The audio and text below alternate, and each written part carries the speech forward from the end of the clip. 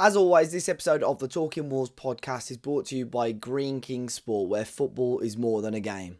Why not make Green King your go-to destination for this season's final stretch? With delicious food and refreshing beverages, every single one of Wolves' televised fixtures is on show at their venues. And with 900 sport venues across the UK, there's a chance as one just walking distance from where you are.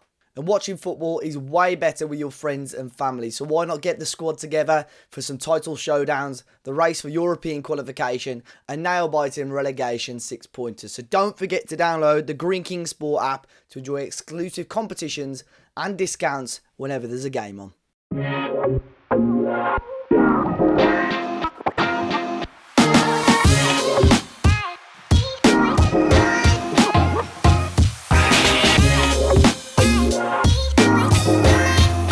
Hello and welcome back to the Talking Wolves podcast. I'm your host, Matt Cooper, and I'm delighted to say I'm joined by Dave as a party. Dave, how are you, mate? How's things?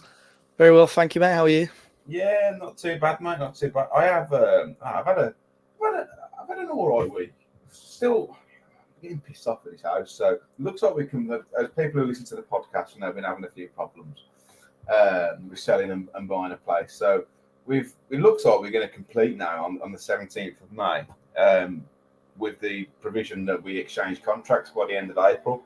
So my buyers have changed solicitors, and it's taking the piss, really. And my solicitor said to me, well, we can get it sorted, it's whether the buyer's solicitor can. So I went to exchange today, fucked off at midday, solicitor.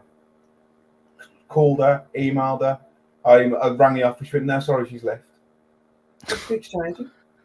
Midday on a Monday, you know. Life. Perhaps something bad's happened. Yeah. So I'll wait until tomorrow, see if she replies. But I am not happy. Plus, I fucking pulled me back at the gym. Quite a bad pull. First thing I pulled in new. Lifting a dumbbell. It's really sore. But apart from that, I'm all right. Now I've got my moaning out of the way. It says you're moaning about football though. I'll be a little bit more positive about it. This week. You're not alone, no, Dave. We are joined by Jordan, who doesn't look like he's got the eating on. How's things, mate? That's good. Woolly hat.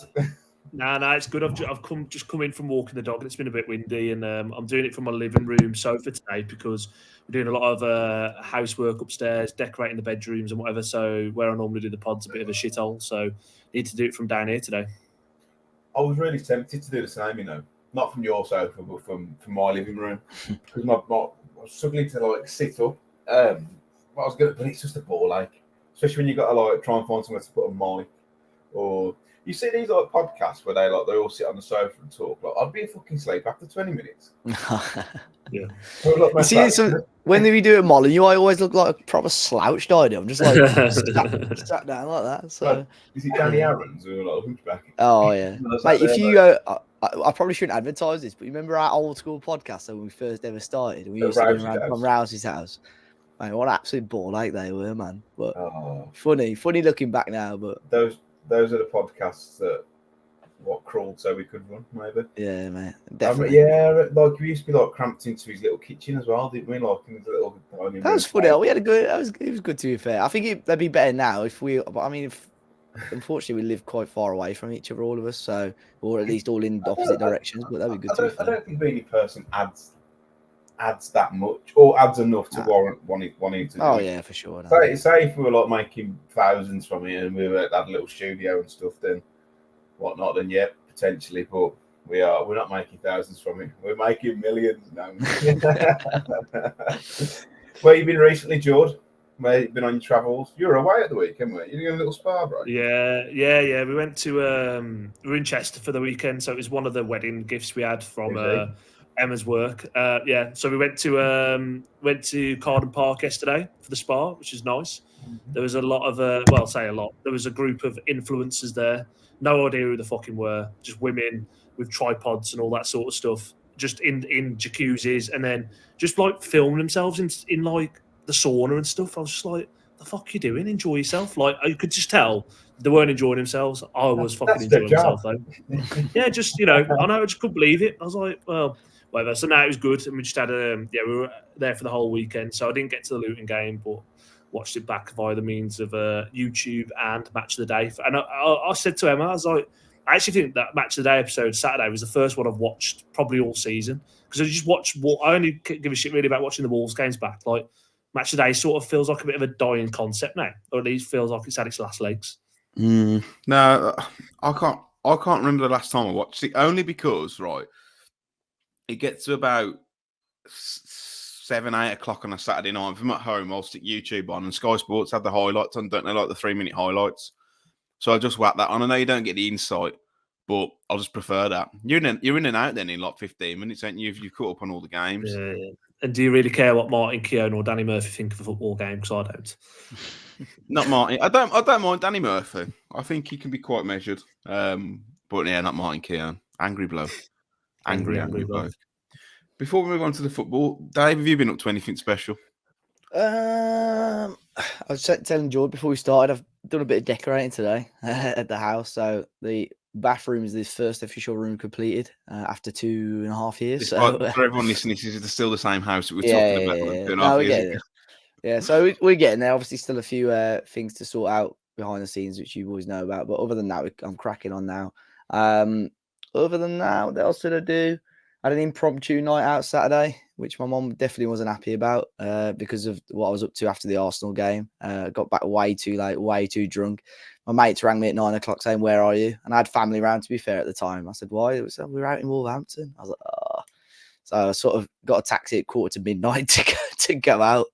I was back at 2:30, to be fair, which is, it's a very short night out, really. But other than that, not much, mate. Was the FOMO that bad that at 1:45 you'd have thought? Oh, mate, it wasn't worth going, if I'm honest. In hindsight, I wish I'd just stayed down. But yeah, just gym, football, watching the Wolves. Obviously, Wolves kept me quite busy this week, so just ticking along, mate, ticking along. I did make my return back to Molineux, which feels like a first time in ages for the Bournemouth game, and pretty much my feelings haven't really changed. Like, it's just watching football, and again, it's nothing to do with like how the team are playing, because it doesn't really matter now.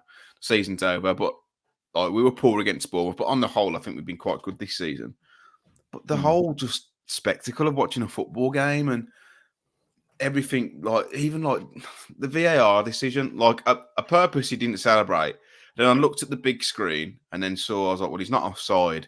Nothing, it looks like we can celebrate this. And then go back to the centre circle and they chalk it off. I was honestly just like, I just want to go home now. It's just so rubbish. Watching football as a live spectacle is just the only reason that you go, the only thing that you chase is a win or watching your team score a goal, because it is like that impromptu feeling. Or I heard someone on radio earlier describe it as orgasmic, and I don't think it's quite orgasmic, but it. I don't. You know what I'm trying to get at though, but like that, all of a sudden, a goal. And you're like, you're ecstatic, you're full of elation. And when you take that away from it, I don't know how you feel, George, it's just not enjoyable. No, it's it dilutes the product, doesn't it? I think, and I hate to call football a product, but the Premier League is a product these days. And the fact that they're over-refereeing and over-officiating games now, it does dilute it. Now, I mean, like I said, I didn't make Luton because I was in Chester, but I was at the Bournemouth game as well, for courtesy of Budweiser, who have been kind to us this season. And I mean, the goal got chalked off, and looking round, and I think they even put the incident after it got chalked off on the big screen, but I missed it. I didn't really, call it my eyesight, old age, whatever. I didn't really catch it. So I was like, I don't even know what's going on here. And then my phone started lighting up as it does, like, what the fuck is that about? Like, I can't believe they disallowed it for this. And I was waiting for a goal. I was basically waiting for it to come up on Twitter just so I could view it. I promise you, I watched it on Twitter about 5 times, couldn't tell what was going on with it. Then there was the other one from the other angle where you can see that Kluivert's pushed Cunha and he's almost swung a flailing arm at him. Doesn't connect with him. And that's why they give it. I literally just stood up and I walked out the stadium. And I know, again, people say that's fickle, but I walked out before the Kirkes red card. I I've just thought, you know what, I can't be arsed with it. And this is the reason when, people ask me about away games and all this sort of stuff, or wanting to go and do away games, like, not done one this year. And the reason is, like, I couldn't think of anything worse of spending 30 quid on your ticket, X amount on your transport, the beers and whatever, and then going to a game and then getting robbed or just something like that happening. Like, you know what I mean? It's just, I mean, I'm sure we'll talk a bit more about all the officiating and all that sort of stuff. But I'm sick of talking about it. It's just, honestly, I hate it. I just hate it. I hate what VAR has done to the game. And I don't necessarily think football was broken to a point before where we needed to bring this in. But I think with anything in life, people like strive for perfection in every little thing you do. And actually, striving for perfection in a football game has ruined it. It's killed it. You're not going to get a utopian world where every single decision is right when the subjectivity involved. We all called for it, Dave. We all said we need VAR. These referees ain't good enough. It's what we asked for, right? We probably didn't envisage it be utilised in this way. But are you now of the opinion, and I am of this opinion, where, okay, scrap it, goal line technology, keep that. You take the rough with the smooth with refereeing decisions. On the whole, they probably get more decisions right than wrong. If you're hard done by a decision, take it on the chin and you move on.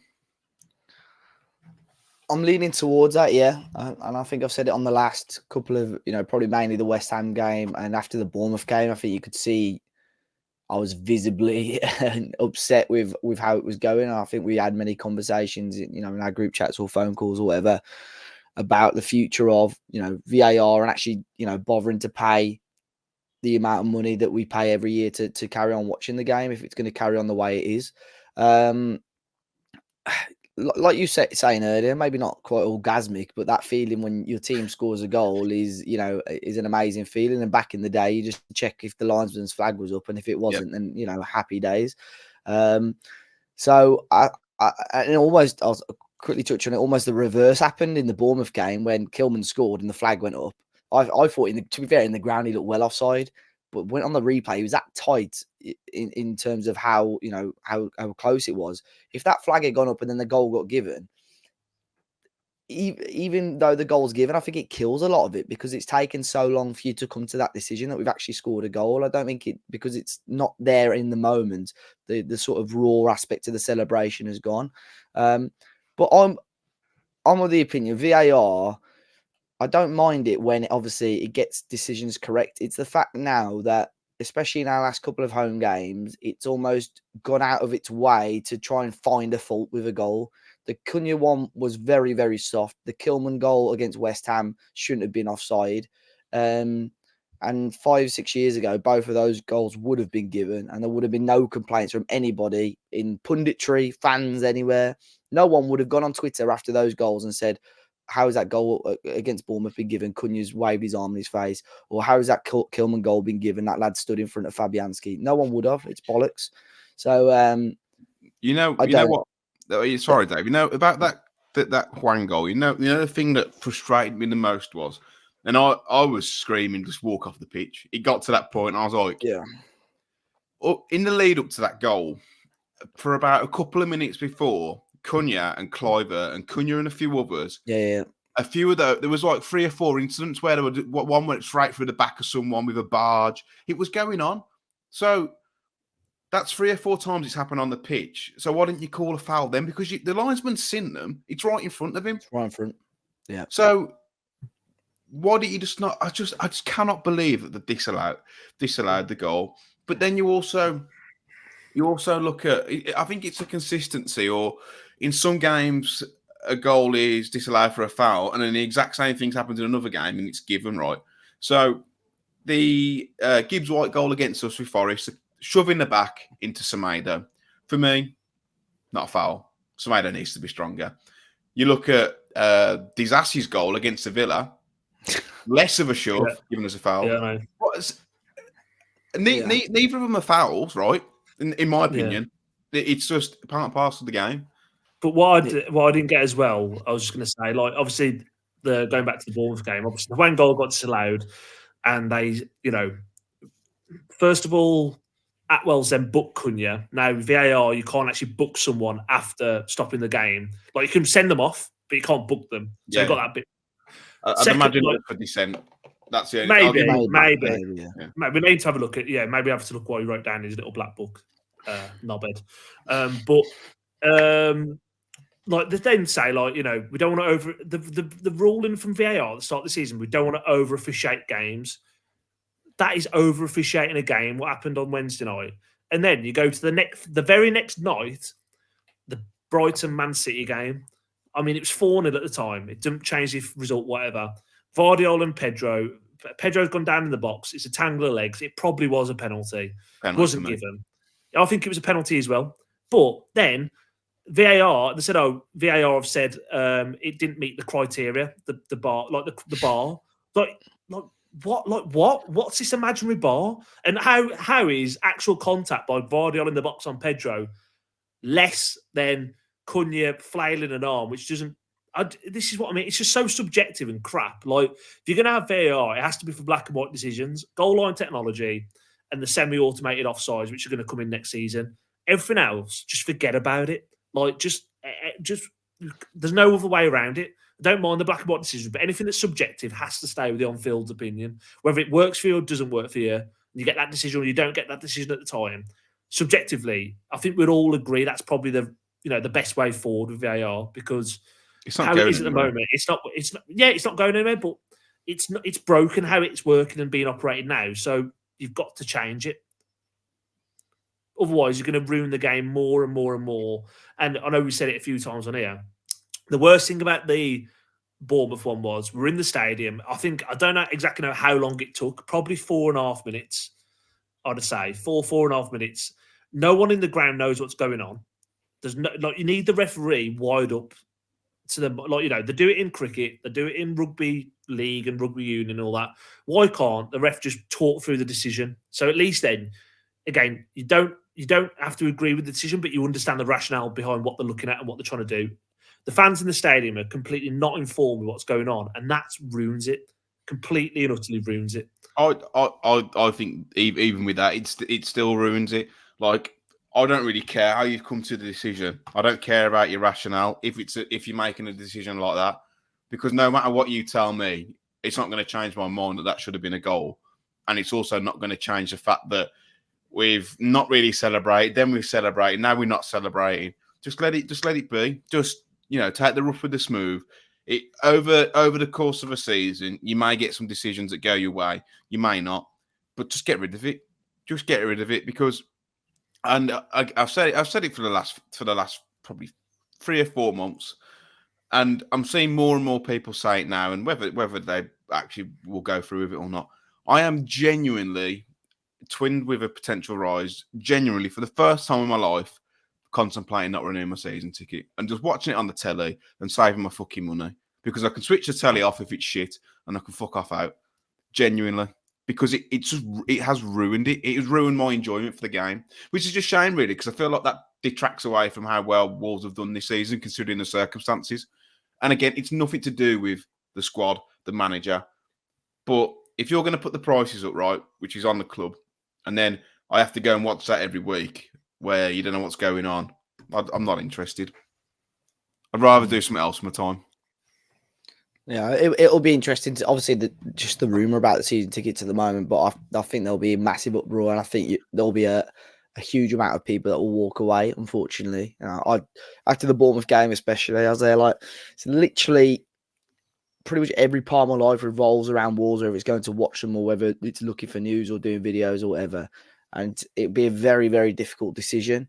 But I'm, at the end of the day, when you sort of sit back and think, I'm spending this amount of money on it, and this is the level of enjoyment, it's giving me more stress than enjoyment, so what's the point? It'll be interesting. I think the Premier League and the PGMOL need a real sit down, and as soon as the season's done, and I've got to decide, they've got to up the standard of something or get rid of it completely. I know I think the Premier League CEO was there at Molineux on Saturday, Richard Masters. I read earlier, and first chant of the game was FVAR, and we want our football back. So I think if that doesn't say, and the South Bank would have known Richard Masters was in attendance.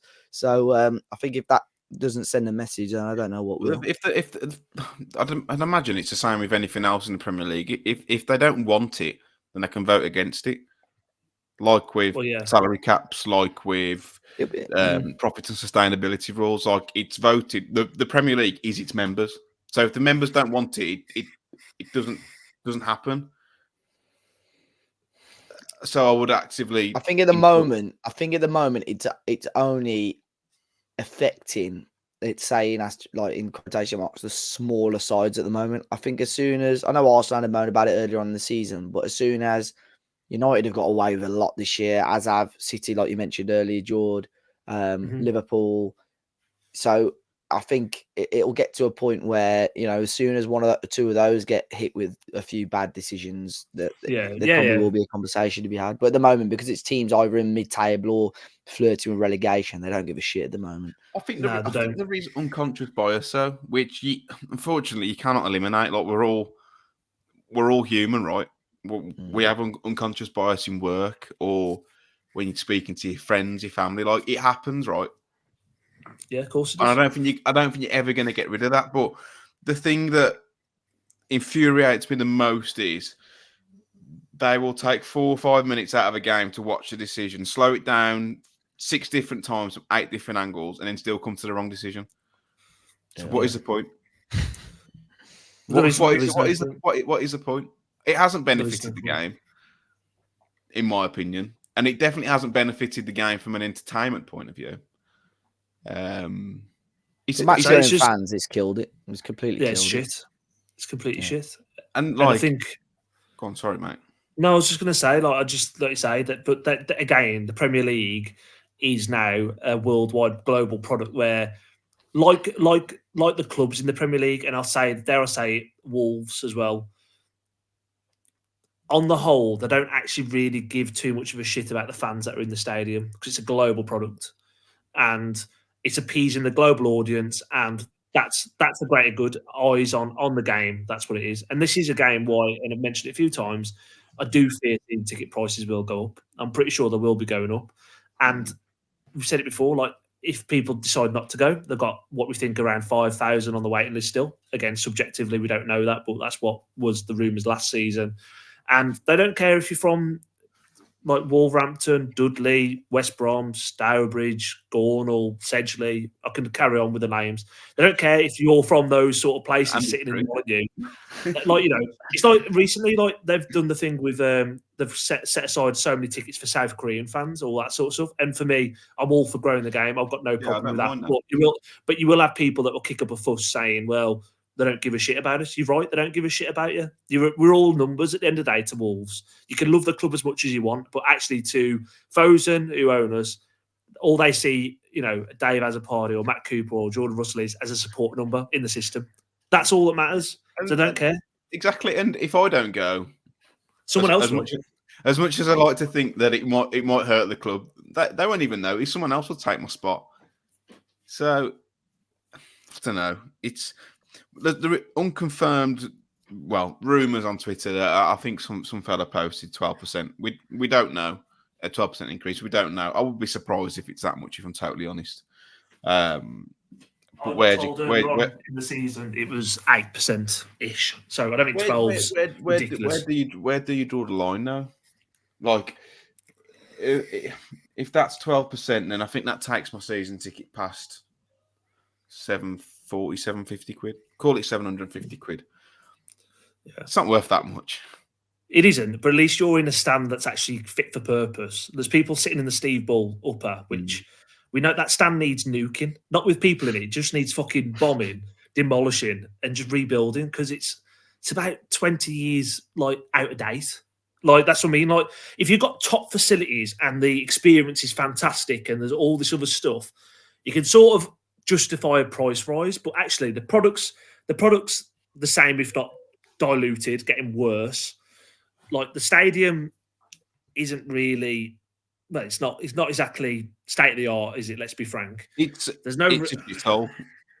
The ground is a shithole, and the PA system's no good. The screens are out like shit. Again, I don't want to moan about the club too much, but there's a few things. How can you keep justifying a price rise when the actual facilities aren't getting better? And there's an argument to say that actually the football's not getting better. And I know we've had a great season again, and Gary O'Neill's done a remarkable job. But like, we're paying more now than we were when we were in the Europa League. Work that one out. But what? And everyone's like, yeah, but inflation. Since when have we measured things against inflation when it comes to football ticket prices? Because for me, it's not a thing. Well, inflation's a couple percent a year, not 8, not 12. It's just greed. We never used to do it. I don't like. We're not even spoken about the game. This isn't the bashing the club. It's genuinely my opinion. Like, if it gets to that price, I think it's going to be very, very difficult for me to renew. Now we have 2 season tickets between the 3 of us. So I go most games, and my dad and my brother rotate. Whether my brother renews as me or my dad renews, and I'll just go to the odd game, I don't know. But I genuinely am contemplating it. And I think a lot of other people will too. For as much as I take the piss out of them, my mates who are Albion fans said to me 3 or 4 years ago, trust me, when you have 8 seasons of finishing 14th, 12th, 13th, 11th, 14th, 15th, 13th, 12th, you won't be going. You'll get bored of it. I'm there now. I think I'm there. Where it's been a few years of not really pushing, showing lack of ambition, and that season ticket waiting list, I fear, will get lesser and less and less because other people are like it. If we were knocking on the door for Europe every season and giving it a good go, then perhaps yeah. But when your season's wrapped up by start of April, you got nothing else to play for. The last 6 games, the players are on the beach. What's the point? I think it's weird. I think this year, and not just with football, just with life and with work and businesses, this is back to what I would class as a normal year post-COVID. Because with football, Wolves, COVID, and we can have a debate about this as long as we want. COVID basically screwed up Wolves and Fosun's long-term plans, really. Out of most clubs, it fucked Wolves up in terms of where they were at and where they were going. Momentum, financially, everything. Momentum. Like, and we had an unbelievable momentum. I said it many times before. I think we would have, across 2 legs, we could have beaten anyone in the world at that point. I genuinely think we were that good and in form. With fans in a stadium as well. Yeah, exactly. So you lost Nuno, and then the first season back at Bruno Lage, I don't think Fosun backed him in the right way, to be honest. And it was obviously atmosphere very, very flat. And ultimately, he still did okay. And probably with the backing in January, he could have brought Wolves back to where we sort of were under Nuno. Last year, obviously, complete disaster, but second half of the season, Lopetegui did all right. So for me, now, this is the first year we've actually done okay. And considering, obviously, we've backed Gary O'Neill a little bit, but I think fans will still be disappointed with how little we've backed him. Considering how little he's been backed, I still think we've done okay. But at the same time, we're probably around the level we should be based on our squad and so on. So I think next season, in the summer, if you improve the squad, though, I think you will start to, and it's very, very hard to say because under Gary O'Neill, things could change very quickly. It depends whether he's at the club or not. But next season, I think, would be a much better season to judge that sort of theory, because I think you'll know then that's your second season, in my opinion, of normality. That's where you'll judge. And if we finish 14th, 15th again, I'll come back and eat my words. But I think next year will be a very good one to judge it because it's almost back to normal. It'd be great if the club come out and say, these are season ticket prices, by the way, we're going to spend 100 million this season. You'll be like, buzzing then. Exactly. Going to spend. But it doesn't work like that, does it? You have to trust the club to invest. Now we think it's going to be off the back of player sales. And for once in what feels like forever, I trust the footballing side of the club more than I have done for a long, long time in terms of Gary O'Neill as a manager. Although some of his comments recently, I just think, look, if you don't want to be here, just say. With Matt Hobbs as well, I think the Wolves have got a good in there. So I am excited about to see what they can do. But if you're not going to give them any money, and it's the same in January, if you're not going to give them any money, then how are you meant to change things? And that's what it boiled down to in January, wasn't it? And I think with profit and sustainability, I think they're going to be around 20 to 30 million pounds in the clear. So that they could have spent. So this window, that's the thing for me, right? I think that she could have spent in January. And I think that O'Neill's frustrations are that the season's been derailed from what he thinks is the owners not giving him what he wanted. There's no way you'd have let Fabio Silva and Sasa out on loan without one coming back through the other way. And again, you can, whatever you think of Sasa and Fabio, like, with at least one of them, we would have beat Coventry and we would have at Wembley, no doubt about it. I also think though, and it might break a few hearts, but directors don't care about cup runs. They don't, because the money earned from it. It's a great feel-good story, right? But they're probably more asked about finishing another place up in the Premier League, because that's where the money is. Like a cup, like trophies don't. FA Cups and League Cups are obviously great for the fans, but in terms of growing the club commercially, it makes. I think commercially an FA Cup run would, obviously in terms of prize money it probably doesn't, but I think commercially it would. If Wolves won the FA Cup, that'd be like worldwide news. But how do you monetize? Yeah, mate, you put in terms of club awareness. If you won the FA Cup, they'll give a shit about that. Not League Cup, no, not so much, but FA Cup, I would say so. Well, not like I said, it didn't work for Wigan. It didn't work for Swansea. I don't think it makes that much of a difference. If you said to the club from a purely commercial decision, do you want to win? You can win the FA Cup, or you can finish 9th instead of 15th. That 100% take 9th instead of 15th. Yeah, well, that's 6 place. Yeah, I suppose 6 place difference. But yeah, but Wigan, what didn't they go down the year they won it, or was that the year after? They went down. Yeah, they went down the year they won it. So for them, it's going to take a massive hit regardless. But Swansea even won it. They won the Carabao Cup now. They won the League Cup. They beat Bradford in the Carabao. Yeah, I don't know. I think they'll. Obviously, it's not. There was people I spoke to at the club before the Coventry game, and they were talking about how big it was.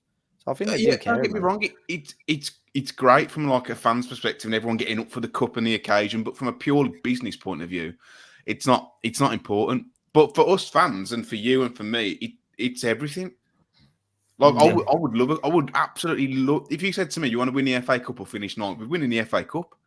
But I mean, from a purely business point of view, they'd rather finish higher up. I think there's going to be kids, even in England, Matt. There's going to be kids that are like 5, 6, 7 that aren't sort of sold on their football team yet, and seeing Wolves win that in their old gold shirt, and they're going to be like, "I want to be a Wolves fan now." I think genuinely, City win the Champions League for 3 years on a bounce and think, "I'm going to get a Haaland shirt." that is a thing now. That is a thing now, but you know. No, I think it does have some import. I do agree. I do understand where you're coming from, but I don't think they just disregard it. No, but I think from a business point of view, well, they prioritise neither, so that's the point I'm making. I feel like we've just bashed the club then for like 30 minutes, and it wasn't necessarily what we wanted to do, but I just feel like that's where we all are. Like we're all kind of like in and ahhing it. We're just about, oh, it's crap. Like I'm not bothered. Like the season's done. It's going to cost me more money. Yeah, but I think but I feel like this podcast is the voice of the fans, and I feel like we're talking about what is topical right now, and I think what's been said is fair, and I think we haven't bashed the club completely. I think. It's been. I feel the club probably know they're going to get bashed if they put season ticket prices up by X%, and I think it's very fair and warranted that they do. If they do, so more fool them if they think no one isn't going to be asked if they do put it up. And we moan on the club that maximise the revenues and whatnot. It's a small percentage from fans, the match day going fans, but they've got to do it. I don't think we mind if off the pitch they're going to show ambition. And don't get me wrong, over the last few years they've shown more than enough ambition, but unfortunately they've spent it on in the majority absolute crap. That was what I was going to say. Just right. I feel like I don't necessarily buy the rhetoric where people are saying that Fosun haven't spent money or haven't backed at certain times. I think they should have backed Gary O'Neill in January 100% because they're not in. There's no FFP restrictions. They were in the clear. Wanted a striker, go and get him a striker, and we could have, who knows where we would have come this season. But it's been bad investments. They've invested 35 million on Fabio Silva, 20 plus on Guedes, 17 on Catrone. That's the problem. And with FFP, the size of club we are, you've got to be clever with it. You've got to buy small, sell big. And actually, we've brought players for inflated prices, which is the Mendes carousel. Like I said many, many times on here before, you win some, you lose some. Mm-hmm. You know, you buy Moutinho for 5, you buy Fabio for 35. Like if you spent 35 million quid on Moutinho at the time we bought him for, you'd probably say, you know what, value for money was there. You know what I mean? But even like Semedo, like as I like him, right? He's the last couple of seasons he's been really good. He has been. Was he worth like £30 million? I don't think so. Not at the time, anyway. Now, my thing to the Semedo thing is a club like Wolves have got no right to be going out and spending 30+ million quid on a right back at that time. Or £35 million on an 18, 17-year-old with 1 senior goal and 8 senior appearances or whatever it was. And that deal now, I mean, I know Twitter isn't the be-all and end-all, but I think when Silva went to Rangers for the first couple of games, we're like, he's all right. Now, if you ever like go onto the Twitter and see he's been subbed off or whatnot, he's getting absolutely hounded. But the clubs still think that there's clubs out there in Europe who would still want Fabio Silva, but you're taking a huge loss. I reckon you don't get anything more than like 8 or 9 million for him personally. I think they're probably cashing the 10. I think they're cashing. Yeah, I think 10. I think 10 most. And I think this Rangers loan, he should be going to like he did when he went to PSV for the second half of last season. He actually did well in that team, and his stock was better than what it was when he left Wolves to go out on loan to Anderlecht. Now, we've loaned him out to Rangers thinking, you know what, go to Scotland, get yourself 10, 12 goals. Create a lot of chances, it's fine. He's complete, the loans completely, this loan deal has completely damaged his reputation, his value in the market as well. Like, Rangers fans want to send him back. Like this, he's like going up against teams like Ross County and Dundee United and getting hauled off at half time. Like when you think about it, we spent 35 million quid on that kid. And again, I don't dislike him. I really want him to do well. We've had the conversation again. Actually, he might have a good career outside of Wolves, and we want him to. I actually don't think. I feel like this, like confidence-wise and whatever. I think this can really damage you as a player. And I think he's a confidence player as well. I think too young at Wolves though. He got thrown into the deep end, didn't he, with the Jimenez injury? Yeah, he did. I think what we said about the young players, fans, rightly or wrongly, make their mind up very quickly. And especially, it feels like the older generation when it comes to Fabio. I think if he come back and scored 100 Premier League goals for Wolves, some fans would still say, well, it's 200. Yeah. Would you? Yeah.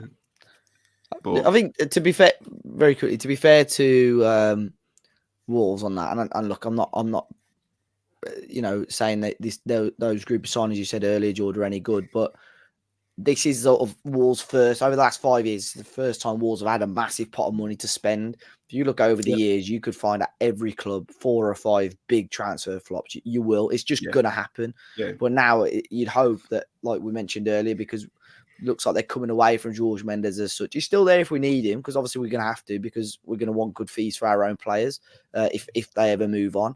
But I think we're doing the right thing in sort of moving away from that and looking at different markets as well. I think that the frustration is, and I don't think personally, I don't question Fosun's ambition to spend. The frustration is all that money that we've spent on the years on poorer players. I feel like their hands have been burnt a little bit, and that money's never probably going to be available again in a position where you've got a really good head coach who seems to be gets the best out of players, and you've got a sporting director who works well with a head coach and looks like he has a good eye for a player from his body of work the last year and a half.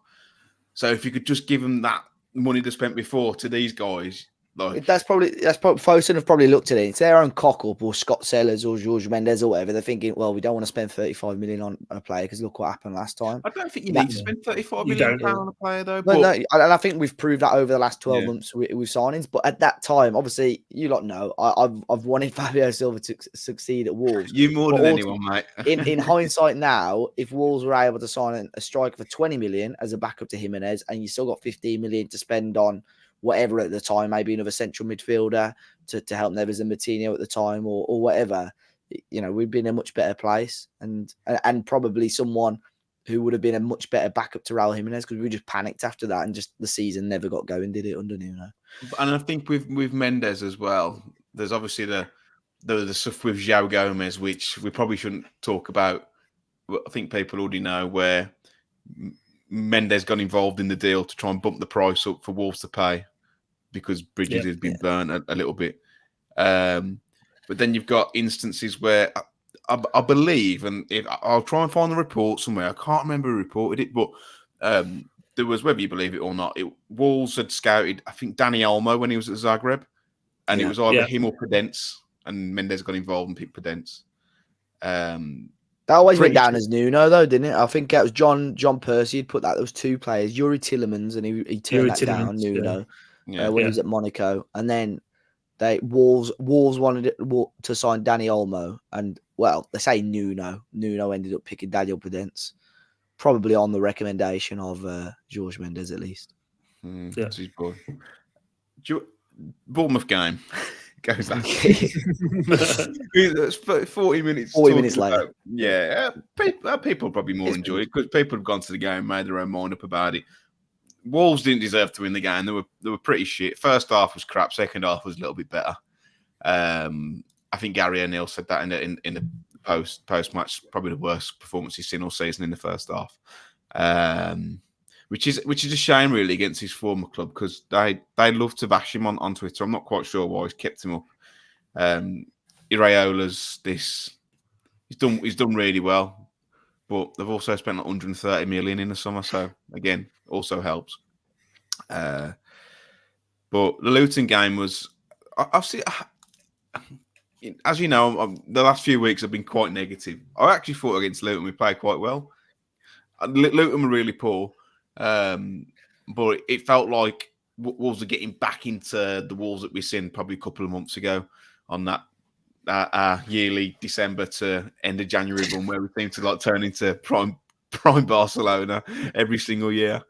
But having Hwang as a centre forward, his first touch again, George has covered that many a time. I've seen a few fans saying like how crap he was, but just having someone with the intelligence and the power to stretch teams in behind makes such a big difference. Yeah, and he's a quality player. Like in terms of, he's a very instinctive player, and I think when he has to think about it, he ain't very good. But actually, even his header against Bournemouth, to go back to the Bournemouth game, that's a fucking really well taken header, really good goal. But yeah, I really like him. He's a perfect fit for us, how we play. He's quick, he's powerful, he's strong. And you know what? Like, he's had a very, very good season.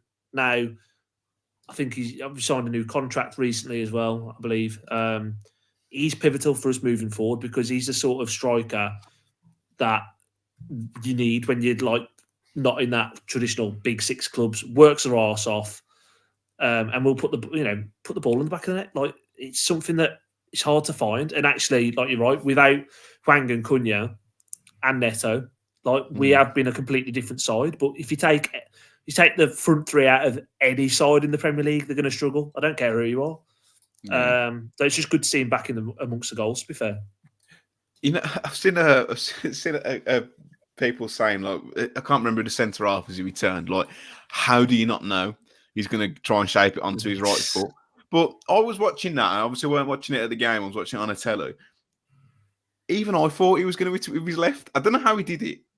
But I knew in the ground. I said he's going to cut in. He'll cut in. I know in the back of my head he wants to chop in on the right. But even the way he shaped his body up, I was like, there's no way he can like cut it back here. He's going to hit this with his left. It's going to go on the outside. But it's a well worked goal, and it's a direct punt upfield from Sarr, which I think we should try and do more of, if you can keep it in the width of the pitch.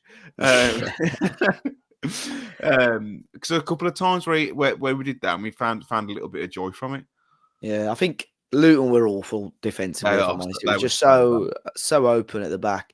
But going back, I mean, it's no surprise that the first game we see Hwang and Cunha start together since December, we play as well as that. And I know Luton weren't fantastic, but the fact that now we've scored we scored the most goals that we've had at this stage of a top flight season in the modern Premier League era. Without our front three since the end of October. Neto, Cunha, and Hwang have not started the game together since the end of October. Hwang and Cunha haven't started together since the end of December. And the fact that, we're still scoring that amount of goals, playing as well as we have been, shows something. So I think if you keep hold of Hwang and Cunha, definitely. If you keep Neto, if not a replacement, in terms of quality, I think, and keep hold of obviously Gary O'Neill, you could be on for a much better year. But in terms of, Luton weren't fantastic, I must admit. And I think their goal was a bit of a freak goal, to be honest. But if you go sort of performance to performance, on paper, if you look at the stats after the Bournemouth game, it looked like Wolves did actually quite well and we were unlucky not to get something out of the game. But we all know, if you watch the match, first half was diabolical. Genuinely, the game, to be fair, the game plan that Gary O'Neill tried just didn't work. Backfired completely. Trying Totti left back and Lamina almost dropping in as a third centre half. It just didn't work. And just couldn't look for an outlet. Whereas against Luton, much better. Like you said, Matt, being able to go direct. Hwang's first chance he missed was Lamina. Fantastic ball through. It's a good 30-yard pass straight through their defence. He should be putting it away. But overall, just much better performance and much more enjoyable to watch. And sarcastic cheers from the crowd as well when the goal actually got given and the game was kicked off again. The midfield three, though, Buba, Gomez, and Lamina, whether those three are still here next season, but Luton's midfield is pretty combative, and Barkley's done had a really good season. They steamrolled them. They absolutely just went through them. Booba was very good. I really like that midfield. But Booba, the last 2-3 games, has been inspiring. He's got a bit of a point to prove, hasn't he? I think we might mention it on the last on the pod, but didn't really get a look in with Lopetegui. Obviously, had injuries here and there. Just gets himself about a little bit, and I think he can do it.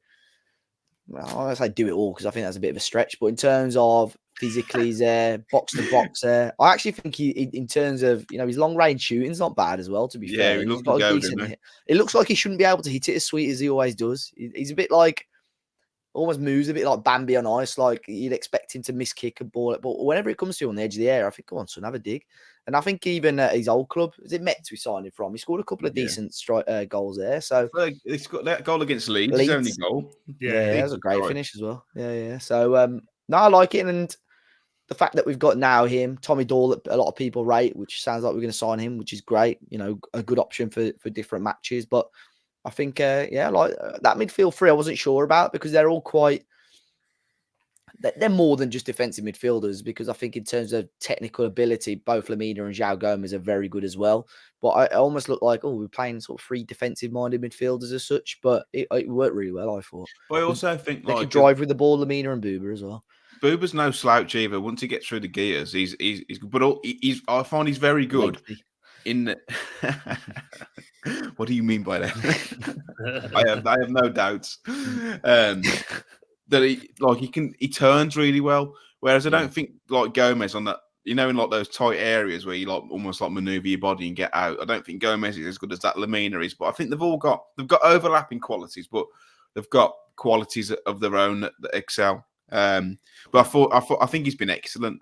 He's been he's been obviously pretty poor the last couple of months in the circumstances, but he's been one of the shining lights where I felt like He's a positive. Semedo too, excellent. Stepping into midfield, almost playing a bit of a hybrid role, underlapping centre half. He was everywhere in typical Semedo fashion, like a jigsaw puzzle falls apart in the box. I was about to say, yeah. He's I don't know what it is. He did so well as well. How many times has he gone through and done that? I know he did so well, and then to get it on his left, I thought, sound. You know what? I know it's easy to say in hindsight. I think if he cut that onto his left and then just a little tap back across the Hwang, that would have been a brilliant goal. But when you're in that position, I just got to smash it.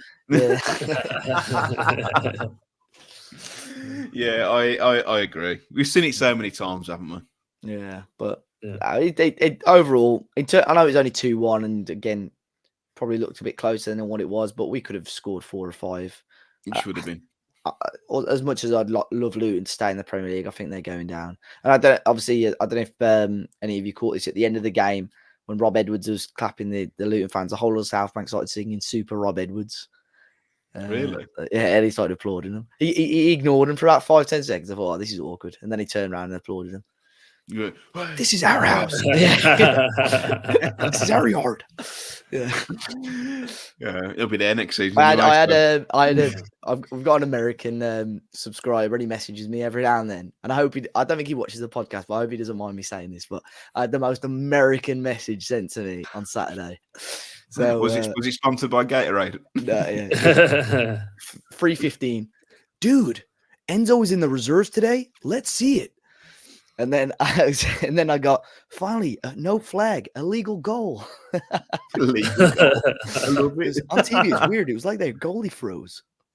The accent wasn't included in the message. That's just my. But in the reserves, it's such an American. He's on the subs bench. Yeah. Enzo's in the reserves. Let's see it. So whereabouts in Scotland was he from then? He's Welsh. An illegal goal. Tom Rouse. You sure it wasn't Rouse you were speaking to?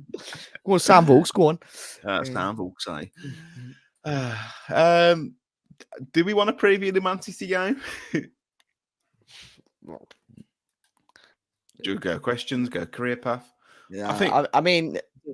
Let's just touch on it. It's going to be a really tough game. I don't think City are at the best, but they're finding a way, aren't they?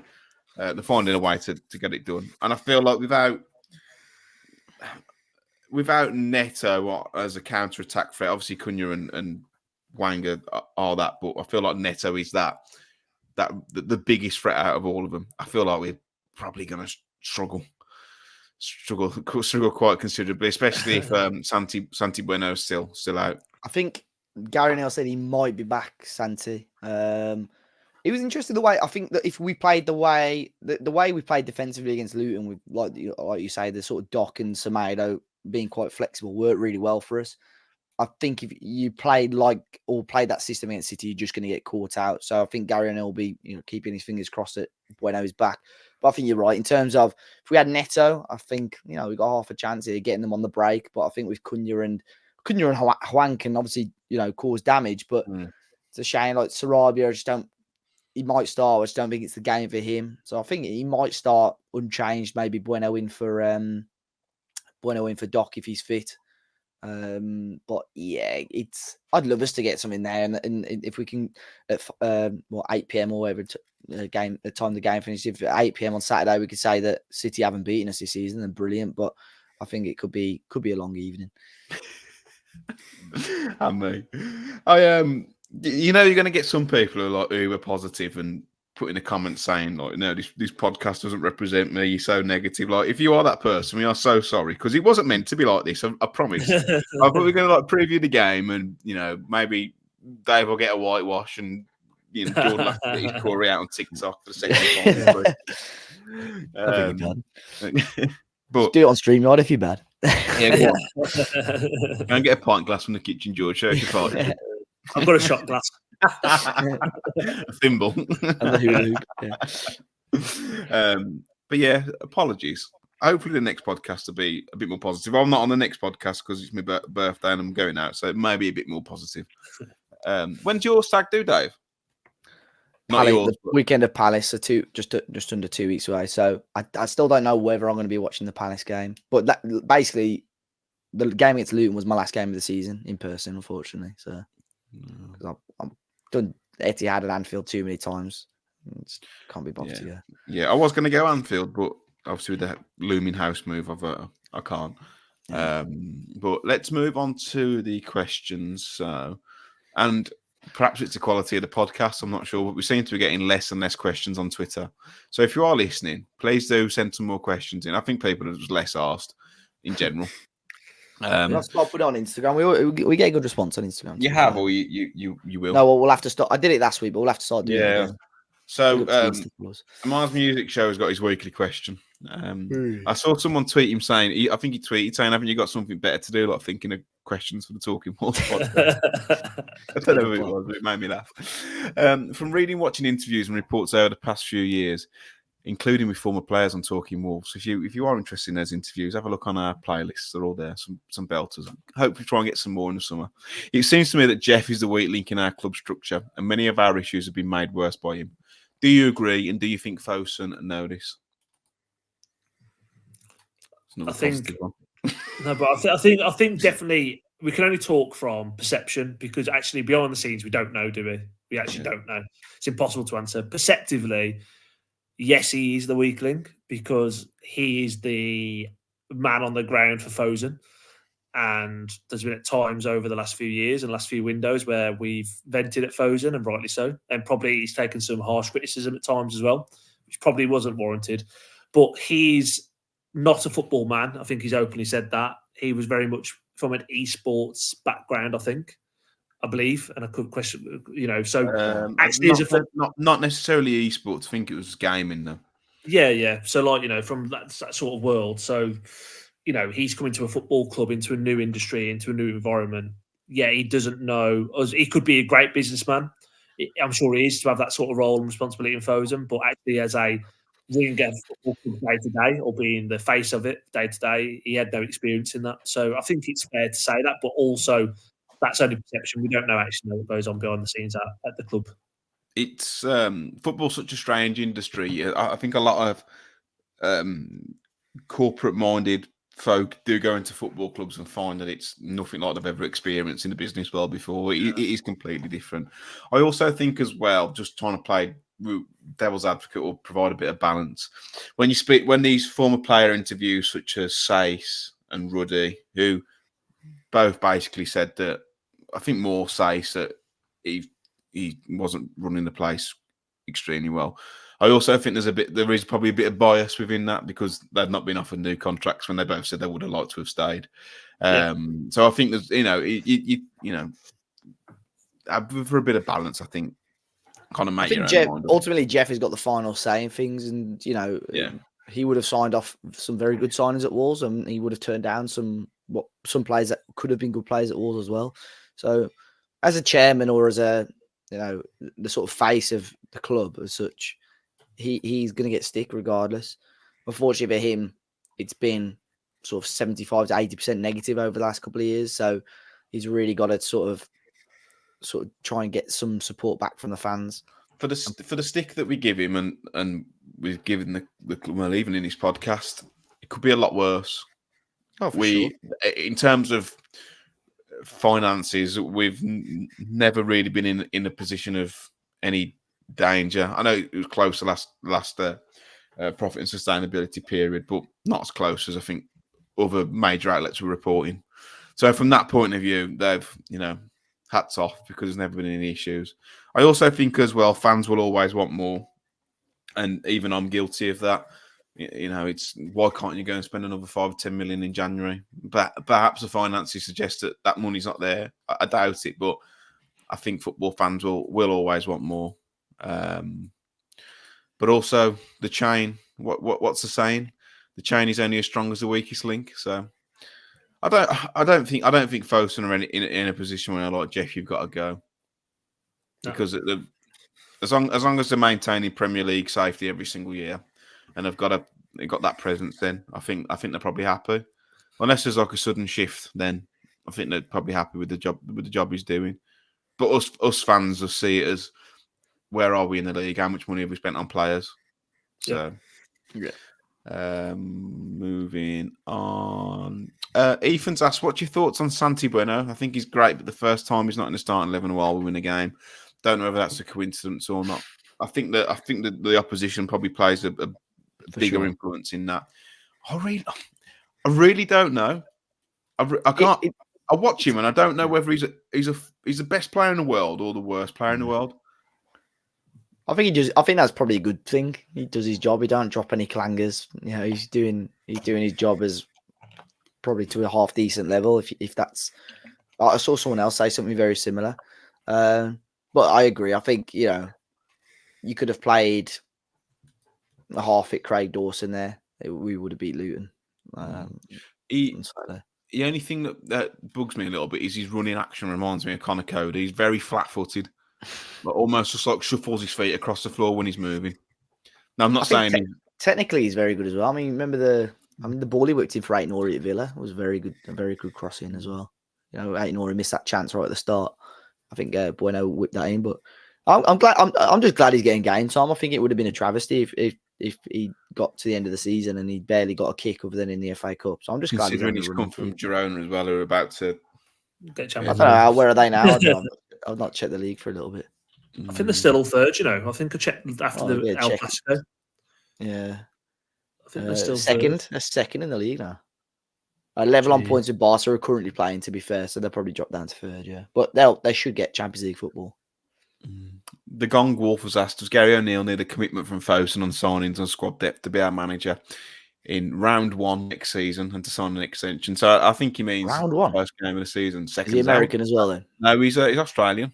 Right, no, sorry, New Zealand. I think that's a New Zealand flag. Apologies. Yeah. Sorry, I didn't mean that disrespect by that. He said, should Wolves replace their goaltender? No, I think Fosun do need a bit of. It works both ways, doesn't it? I think Fosun need a bit of guarantee from O'Neill that if we're going to give you X, you're going to stick around for sure to invest. And likewise, Gary O'Neill probably needs Fosun to be. We will give you this, if you know, in the transfer window to spend. I think the project's got to match both ambitions of either party to make sense. And there's no reason why Gary O'Neill will be off. Now I know obviously he was linked with Liverpool, or that story broke and got diminished pretty quickly last week. I want to say that wasn't it? Yeah, it was last week. And I think the big one will be the summer when David Moyes walks or gets sacked or whatever's going to happen there. His contract is that's going to. Yeah, he ain't gonna stick around. We all know that. It's the worst kept secret in football. I think that's gonna be the big one. I think West Ham being an ex-player and stuff, with it being a London club, with there being a big stadium project on, that'll be tough for him to refuse. Yeah. The only thing I think if West Ham come calling, he goes. I think the only thing that would stop it is if West Ham want to go for a fancier name. Because, I mean, they rolled the red carpet out for Amorim for him to turn around and say, I'm not interested. They're obviously interested in Lopetegui, which it looked like he was going to Milan, but Milan fans have got the Lopetegui campaign. That is so bad. That is peak.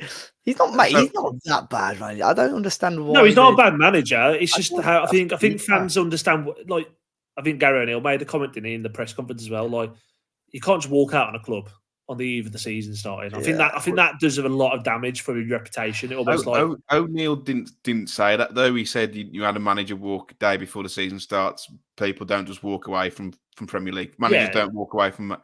Which, and I'll ask you guys a question: are you getting a little bit kind of almost like irritated? But because it seems to be every single press conference, he makes a comment around about that. And look, we know he's had it tough. The squad depth is rubbish. But it feels like he's saying the exact same things. And up until the Luton game, I personally think that the players have heard Gary O'Neill basically saying we're up against it. We've got no players. We're not expected to do anything. And the players almost think, no, pressure's off kind of thing. Like if the manager's saying that, then for me, I'd want the manager to say, look, we're bad on squad depth, but the players I've got out there, I still think they can do a job. We're going to keep going.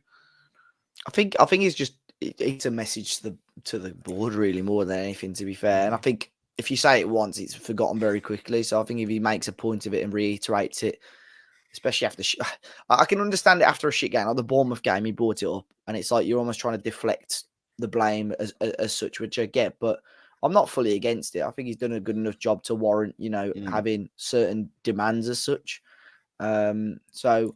I'm not. If I consistently got it wrong week after week and then started bringing it up, I'd be like, mate, you're just taking the mick now because you are deflecting the blame. But I think he's done more than enough to warrant saying that. And very quickly going back, sorry, George. Very quickly going back to the contract thing as well. The original question. I think if, like you said earlier, Fosun have got to guarantee some sort of spending or some sort of plan. Yeah. But I think towards the start of summer or start of pre-season, if we do, it might come in between. But if you see Gary O'Neill sign a new contract or whatever, then I think you can probably rub your hands together, thinking they're going to back him, and we might see some signings come in.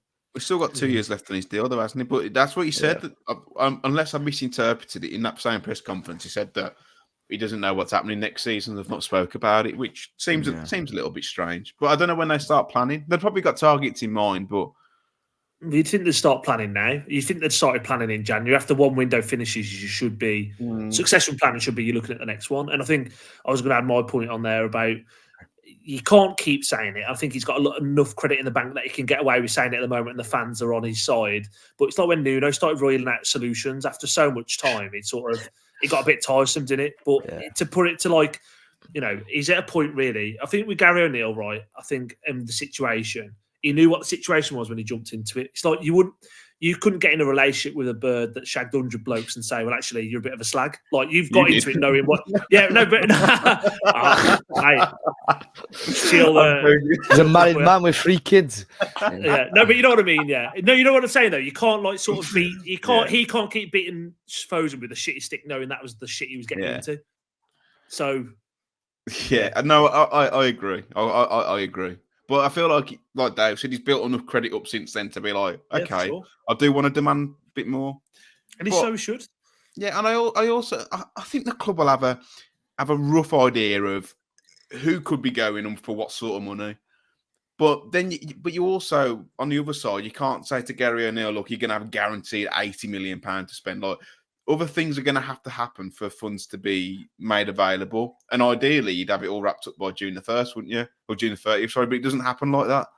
No. But I still think they'll have a rough guide of, potentially already going for 50, 60 million, netto for 40, 50. I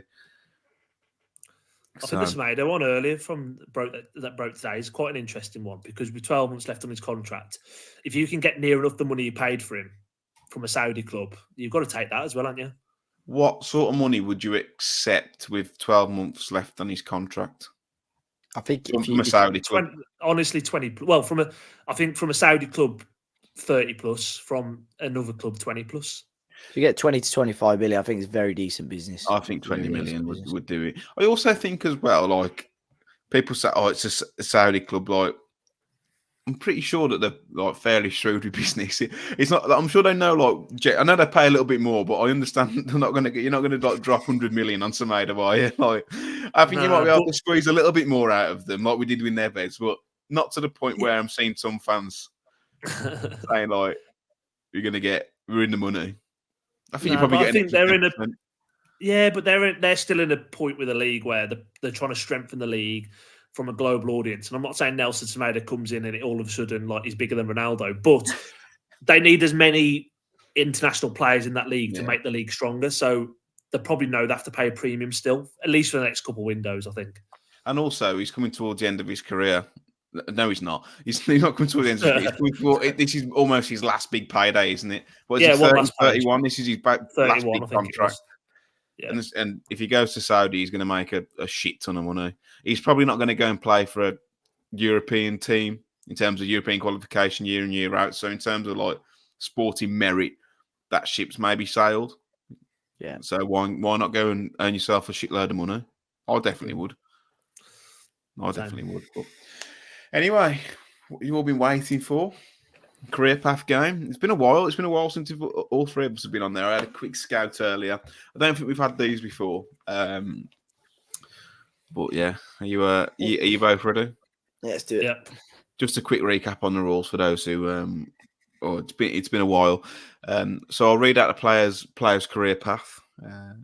Each participating member can shout out an answer, but if the answer's wrong, they are locked out until the end of the clubs have been read out, or if the other person has an incorrect guess. So your first player started his career at Falkirk in 1987, scoring 20 goals in 8. I'm going to have to... George throws out. Dave, you're a... 20 goals in 83 games before moving to Millwall in 1990, scoring 63 goals in 218 games before moving to Sunderland in 1996, scoring 12 in 114, before then moving to Wolverhampton Wanderers in 2001. Alex Ray. It's Alex Ray. 1-0 George. His missus has come back and he still gets it all right. What's going on there? She actually hasn't come back. It's just the dog playing up. I do apologise for the anyone else listening on their phones. Sorry, guys. Leave her alone. She's a lovely woman. That's your job. No. You ready for your second player? Let's go. How confident are you on a whitewash here, George? Never happened. I think there was the one time when I went 3-0 up after 3, and I could see Dave getting a bit panicked. Then I fucked myself. So Don't get nervous. I would like to whitewash him, but I think it's very hard to do that. Yeah, to be fair, the players are almost this is like chronological order, so they're getting a lot more recent. So it's been taken away from you, George. So your second player started his career at Rosenborg in 1995, scoring 18 in 50, before moving to Tottenham Hotspur in 1996, scoring 36 in 100. Stefan Everson. Stefan Everson. Oh. How you feeling, Dave? I wouldn't have got either of those two, I don't think. So. I don't think either of you are going to get the next one personally. If George gets this, I feel like it could be on. Your third player started his career at Plymouth Argyle in 1991, scoring 1 goal in 69 appearances before moving to Crystal Palace in 95, scoring 0 goals in 126. He then moved to Coventry in 1998, scoring 1 in 76 before moving to Wolverhampton Wanderers in 2002, where he scored 0 goals in 22 appearances. After Wolves, he moved to Norwich City in 2003, where he scored 0 goals in 71 appearances. He then moved to Derby. It's not Cedric Roussel. So, Dave, this is your opportunity. 2005, he moved to Derby County. Didn't score in 77. He's prolific, this fella, by the way.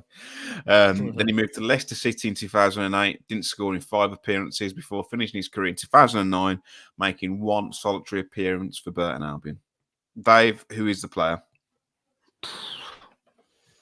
I've not got Scooby-Doo. Who do you think it is? Like it? What names are coming into your head? When did he play for Wolves? Sorry, I know I can't say anything. 2002, 2003, 1 season. So this is again. This is probably. Then he went from Palace, Wolves. Then where did he go? Derby. Plymouth, Palace, Coventry, Wolves, Norwich, Derby, Leicester, Burton. I'm going to put I think I've actually got it. I'm going to put 30 seconds on the clock for you, Dave. The names I've got, obviously, Mo Kamara, no play for Derby, it's not him. Jason Shackle, he had the other week, it's not him. That year is just a tad too early for me, so I'm going to pass. I don't know. You're going to pass? I come in? Can I come back in the game, Matt? You can, yeah. So it's now open now, so you can just fire names at me, right. Unless you want me to ask. You can ask me more questions. No. I'm thinking from Norwich and Derby, Wolves. Mark Edworthy. Oh my God, he's done it. It's Mark Edworthy. I never heard it. Genuinely never heard it. right back. Wasn't very good. BRB. Yeah. 2 goals in 447 appearances.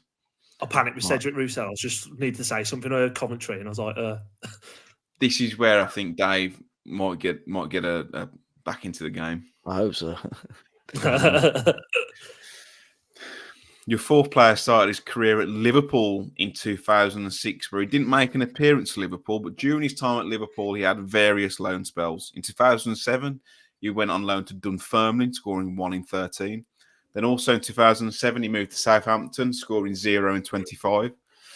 Then in 2008, scored 1 in 22 for Blackpool. Then in 2009, scored 1 in 14 for Barnsley. Adam Hamill. Yeah. Playing for Barnsley. I knew the Barnsley one. Yeah. George, did he ever come into your mind, Adam Hamill? No, I was waiting to go through. But yeah, I actually quite liked Adam Hamill when we signed him, to be fair. You remember when he wasn't there issues? Did he punch a female paramedic? I think he did. Yeah, no, I think there was. Yeah, I think he wasn't a great person, a great bloke, but actually, as a footballer, he was actually all right. Yeah. He was sentenced, so no defamation case this week. After the previous week with Marinakis, Dave come in and say the day what actually wasn't him. The man actually did. A generic Greek owner. Fantastic. Your fifth and final player with no whitewash available, but could restore some pride for Dave. Jordan's already won. Started his career in 2009 at Selfoss, scoring 18 goals in 80 appearances before moving to Viking in 2013, scoring 15 in 81. In 2016, he moved to FC Kaiserslautern, scoring 2 in 15 before then moving to Wolves in 2016. John Daddy Bodvarsson. John Daddy. John Daddy It'd be Bodvarsson. funny if it was incorrect now. No, sorry. Lost 4-0, but get the Icelandic clap out. That was a time to be alive, wasn't it? When that was a thing. Yeah. Well, yeah, it was. Yeah. Yeah. Oh well. Well, George, congratulations, mate. It's a win under your belt. How'd you feel? It's always good to beat Dave, to be fair, because he's he gets the better of me, I think, overall. But I think other than the 5-0 whitewash, I do think we are quite close in terms of actual games, other than the 5-0. You started well, didn't you? I feel as it's 11 got a bit points more clear. Yeah, Well, that's a 5-0, isn't it? On the average, yeah. You know what I mean? It's not too bad, yeah. It's Yeah. a 3-2. Yeah.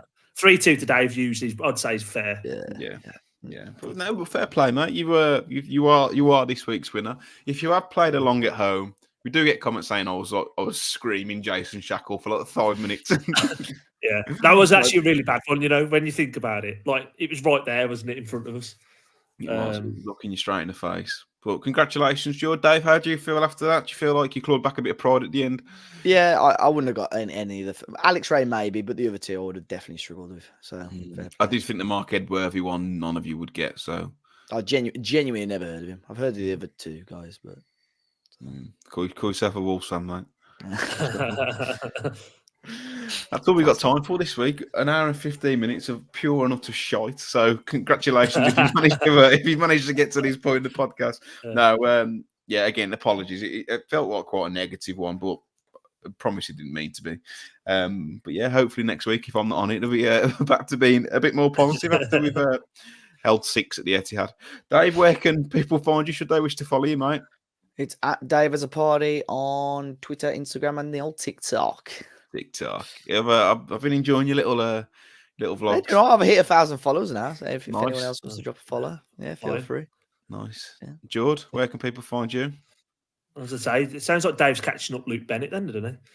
With those, hopefully in one way rather than another. When's the only fans coming out, Dave? I uploaded the Cunha channel last weekend and it did bits. After the Arsenal game, I thought I haven't got a vlog, so I just uploaded the Cunha channel. It did bits for me, so yeah. Just keep on getting the words wrong. Great. Yeah. George? So, yeah, George was 7 on Twitter and Instagram. And I was just going to say, I think maybe at the start of this podcast, we might need to put out like a number for the Samaritans or something. People might be want to check in on us. I think we are all okay. I think we're good. It's just a nice therapy session. And if you're not okay, then don't bother me and Dave. Message George. No. I'm only joking. Yeah, but seriously, it's a poignant moment. If anyone is struggling, like we've all been through it, some of us more recently than others. Feel free to, from my personal, feel free to drop me a message, even if you just want a quick chat. I'm happy to listen. A problem shared is a problem halved. Whilst I've all got you, if you want to drop me a follow on TikTok, that'd be much appreciated. I've had a bit of success on TikTok the last 3 weeks. I'm now up to 23k followers somehow. Gosh. On Matt Cooper Bite. So if you do fancy cooking some curries from home, drop I me did have a follow. guy.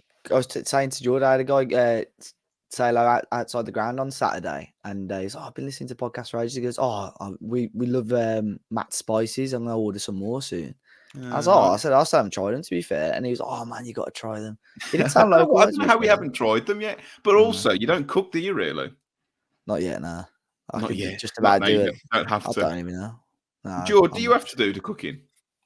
No, we share it. I think it depends because, as well, like Emma likes to get a lot of HelloFresh and stuff, and I'm not a big fan of it all. I don't like the fact of, I don't know. I'm not a massive HelloFresh. It's all right. Yeah, so like we Right, tend to sometimes I'll go down the butchers and get some stuff and whatever, and then make my own stuff. But like